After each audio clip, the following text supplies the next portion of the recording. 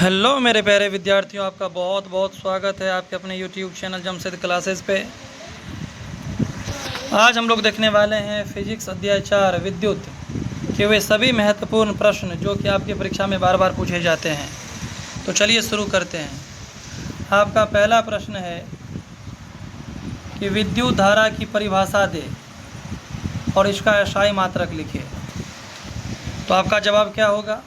आप बिल्कुल इस तरह से लिखोगे, प्रति एकांक समय में किसी चालक तार से प्रवाहित होने वाले आवेश के परिमाण को विद्युत धारा कहते हैं। या आप साधारण शब्दों में इस तरह से बोल सकते हैं, आवेश के प्रवाह की दर को ही विद्युत धारा कहते हैं। यदि t समय में q आवेश प्रवाहित होता है तो विद्युत धारा कहलाती है I = Q/T, यानी I बराबर Q/T। विद्युत धारा का SI मात्रक क्या होता है सर? विद्युत धारा का SI मात्रक होता है एम्पियर। ध्यान दोगे, विद्युत धारा का SI मात्रक क्या होता है? एम्पियर। और 1 एम्पियर बराबर होता है 1 कूलम प्रति 1 सेकेंड। 1 कूलम प्रति 1 सेकेंड। अगला प्रश्न भी यहीं से बन जाएगा कि 1 एम्पियर धारा से आप क्या समझते हो? तो बोलोगे, यदि किसी चालक तार से 1 सेकेंड में 1 कूलम आवेश प्रवाहित होता है तो उस चालक से प्रवाहित विद्युत धारा का मान 1 एम्पियर कहलाता है। बेसिकली जब किसी चालक तार से 1 सेकेंड में 1 कूलम आवेश प्रवाहित होता है तब उस चालक से प्रवाहित विद्युत धारा का मान 1 एम्पियर कहलाता है। आपका अगला प्रश्न है, ओम का नियम क्या है? इसका गणितीय रूप लिखे। कई बार 2 नंबर और 5 नंबर में पूछा जाता है। यदि सिर्फ डेफिनेशन पूछेगा तो ये 2 नंबर में पूछा जाएगा, और यदि इसका सत्यापन करने को कहा गया तो फिर 5 नंबर में पूछे जाते हैं। तो इसका जवाब क्या होगा? अचर ताप पर, यानी ताप कांस्टेंट रहनी चाहिए, ताप के अंदर कमी और बेशी होनी नहीं चाहिए। अचर ताप पर किसी चालक से प्रवाहित होने वाली विद्युत धारा उस चालक के बीच के विभवांतर के समानुपाती होता है।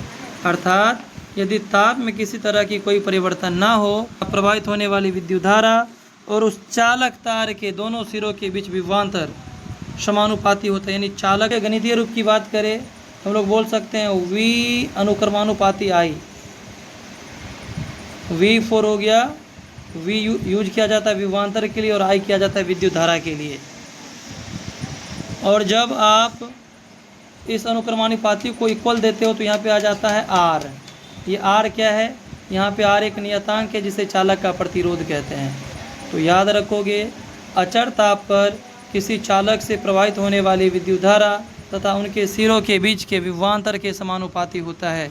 अर्थात विभवांतर बढ़ने से विद्युत धारा बढ़ेगी और विभवांतर के घटने से विद्युत धारा घटेगी।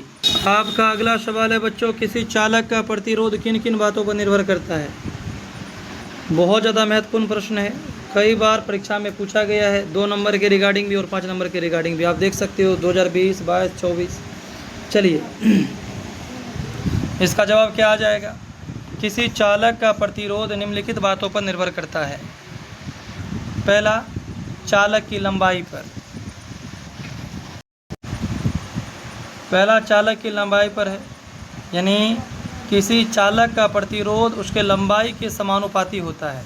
अर्थात तार जितना लंबा होगा उसका प्रतिरोध उतनी ही अधिक होगी। मान के चलो तार छोटा है तो करंट तुरंत फ्लो कर जाएगा, उसके प्रतिरोध पे ज़्यादा फर्क नहीं पड़ेगा। लेकिन जितनी लंबी तार होगी, 100 मीटर, 200 मीटर, 500 मीटर, उसका प्रतिरोध उतना ही ज़्यादा हो जाएगा। दूसरा, अनुप्रस्थ काट के क्षेत्रफल पर, यानी किसी चालक का प्रतिरोध उसके अनुप्रस्थ काट के क्षेत्रफल के व्युत्क्रमानुपाती होता है, समानुपाती नहीं, व्युत्क्रमानुपाती।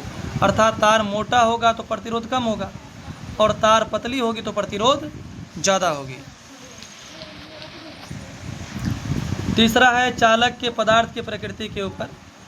बेसिकली अलग अलग पदार्थों की जो तारों की प्रकृति होती है वो अलग अलग होती है। जैसे चांदी सबसे अच्छा चालक माना जाता है, इसके कंपेयर में वो जितने भी हैं वो इनसे निम्न क्वालिटी की माने जाते हैं। इसीलिए अलग अलग पदार्थों के तारों का प्रतिरोध उनकी प्रकृति के ऊपर डिपेंड करता है। पाँचवा है चालक के तापमान पर।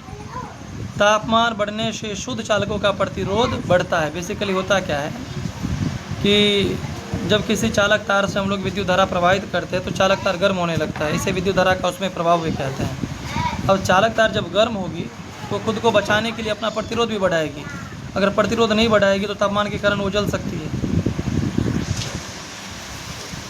अगला सवाल, विद्युत विभवांतर से आप क्या समझते हैं, इसका ऐसा मात्रक लिखिए। तो विद्युत विभवांतर को समझने से पहले आपको समझना पड़ेगा विद्युत विभव। विद्युत विभव क्या होता है? तो कुछ नहीं है, इकाई धन आवेश को अनंत से विद्युत क्षेत्र के किसी बिंदु तक लाने में किए गए कार्य की मात्रा को ही उस बिंदु पर विद्युत विभव कहते हैं। यानी बेसिकली जब किसी इकाई धन आवेश को आप अनंत से विद्युत क्षेत्र के किसी बिंदु तक लाते हो और उसको लाने में जो भी कार्य करते हो वही उस बिंदु का विद्युत विभव कहलाता है। विभवांतर क्या हो गया सर? तो दो विद्युत विभव यानी दो विद्युत विभव बिंदुओं के बीच के अंतर को ही विद्युत विभवांतर कहते हैं।